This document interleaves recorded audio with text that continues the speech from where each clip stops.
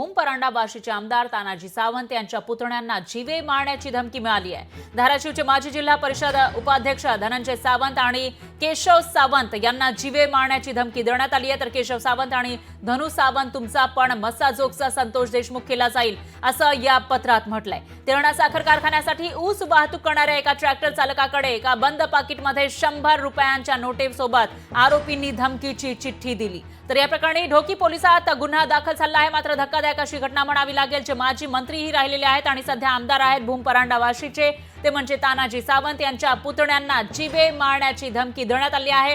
नुकताच आपण बघितलं तर बीड, जे धाराशिवच्या शेजारीच आहे, बीडमधील मस्साजोगमध्ये एका सरपंचाची हत्या करण्यात आली होती आणि तसाच तुमचाही हाल केले जाईल असं म्हणत धाराशिवमधील जे आमदार आहेत तानाजी सावंत यांच्या पुतण्यांना जीवे मारण्याची धमकी देण्यात आली आहे।